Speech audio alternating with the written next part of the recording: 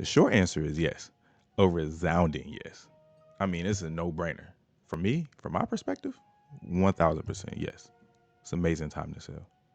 But with more analysis, considering motivation, market statistics, equity, etc., I'd be curious to know, why are you selling? What sparked this interest or this need to sell? If we look at home prices throughout the course of this year, throughout the majority of this year, they've been stagnant. As you can see by this graph here, only recently in the last quarter have home prices rose. And I mean, they rose significantly. In the last quarter, they rose about 3.5%. Median home average sales price. And we can speculate all day as to why we've seen this growth in the last quarter. But what is clear is whatever looming recession,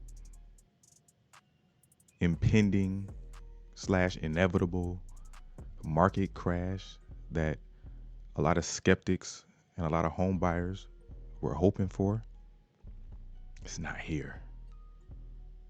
Not yet, at least.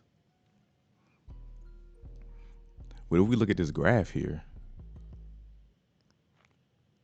you can see end of last year, beginning of this year, home prices were again rising.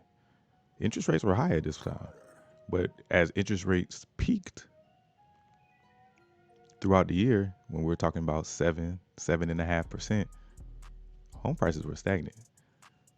But there were a lot of interest rate drops, not significant drops. They probably dropped about 1 basis point throughout the whole final quarter of this year. And they're projected to continue to drop into next year. So is this a trend that we're going to be seeing? Are we going to continue to see more buyers in the market than there is inventory? Is there going to be a balancing of the market soon? The way things are looking, it's looking like it's an amazing time to sell. We're still seeing record high home sale prices. And we're not seeing many signs of a market decline. Let's see what the internet is talking about. See what the Chicagoland real estate sales predictions. Let's see Chicago Agent Magazine. They probably gonna try to make me pay for it.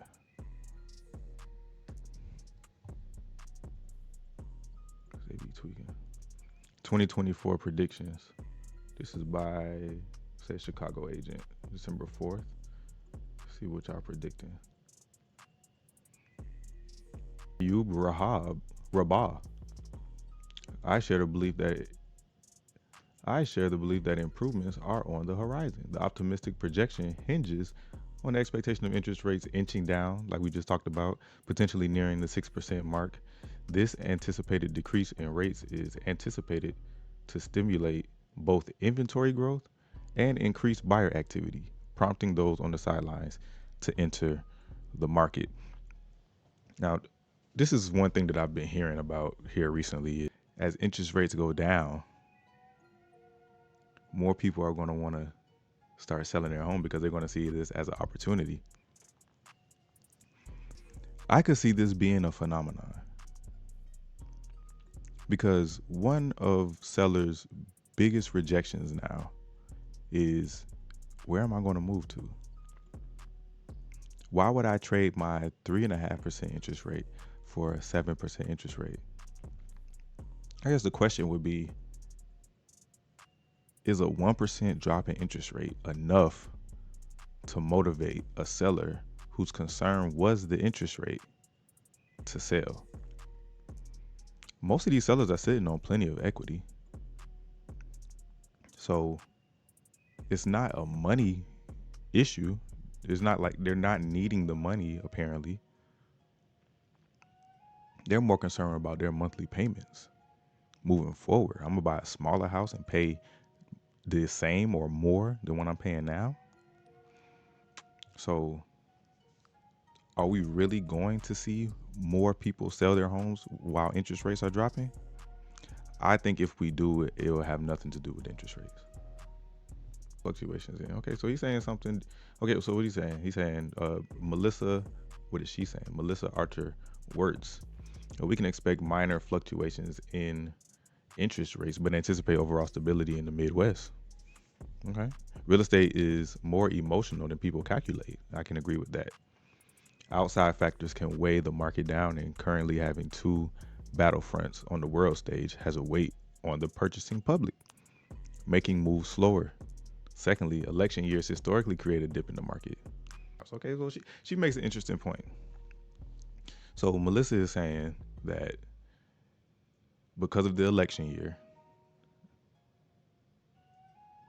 and because of the weight of everything that's going on the world stage, people are just slower to make decisions, slower to transact, slower to get to the table and transact.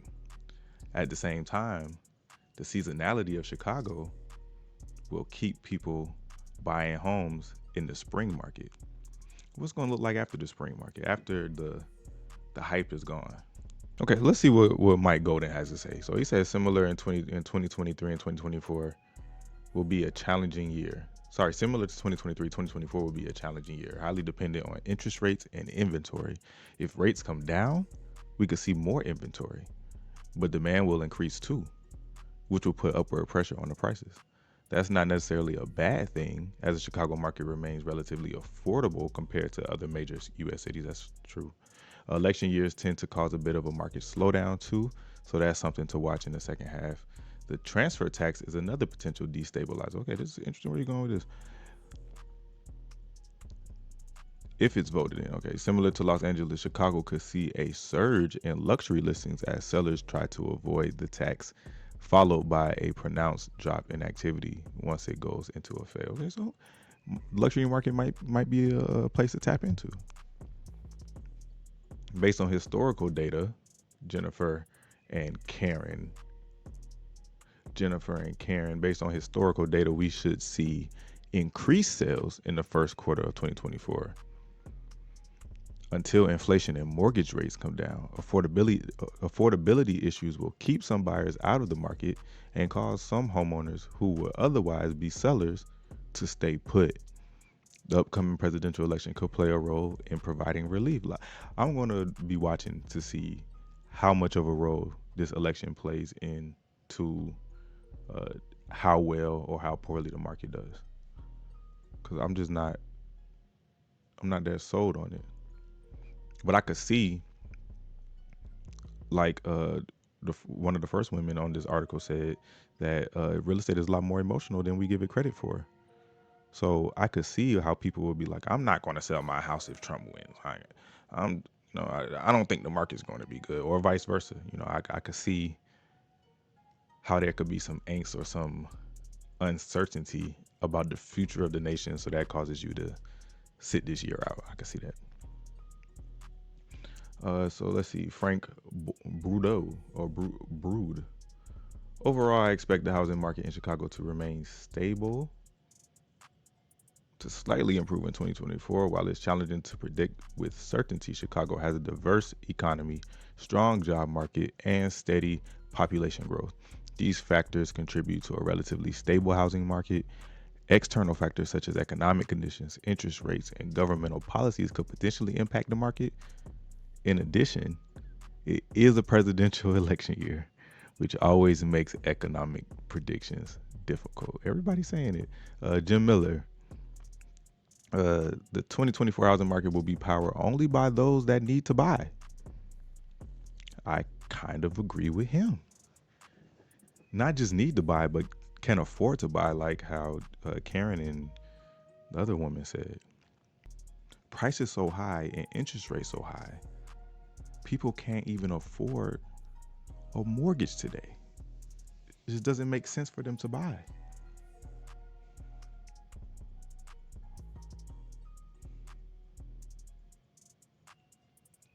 So the 2024 housing market will be powered by only those that need to buy, including those combining households. Hey, I've been talking to people about combining households. I don't think it's a terrible idea. I think 2024 will be the year of coming together. Why not combine households? Why not you and your sister, you and your brother, you and your homies? Why don't y'all buy a building? Buy a FHA. One of you stay in it, rent it out for a year, and then he move out and you guys go into your next business venture, if that's what it is. Or buy a building and all of you live in it and split the economics. What's 1,200 divided by 3? Everybody bringing $400 a month for rent, and you got a whole unit, 3 bedrooms, 1 bathroom. How much room you need?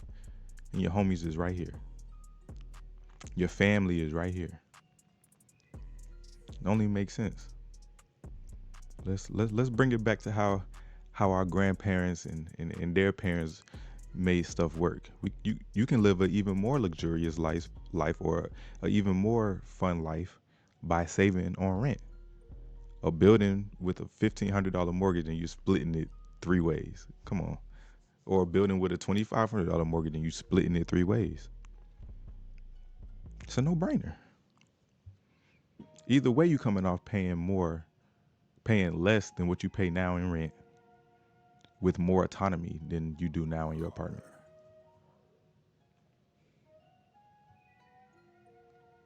So Mark Paskesi, I expect the market to be slightly up, somewhere between 1% and 3%. Insufficient or low inventory will continue to be the industry's biggest challenge. Factors such as buyers and sellers no longer being willing to hold off on their need to move, and a slight decline of mortgage interest rates will likely enable the market to increase from 2023 levels. In a nutshell, I would say 2024 is going to be a great year to sell. We don't have the inventory, so the market is just begging for inventory. There are a lot of cash buyers out there, and the people who need to buy are buying. There's still more buyers in the market than there is inventory. So don't wait till the spring. Go ahead and put it on the market now. Honestly, all year will probably be a good year to sell. I don't know where the rest of the inventory is coming from. So take this information and do whatever you want to do with it. Other than that, I hope this helps. Peace.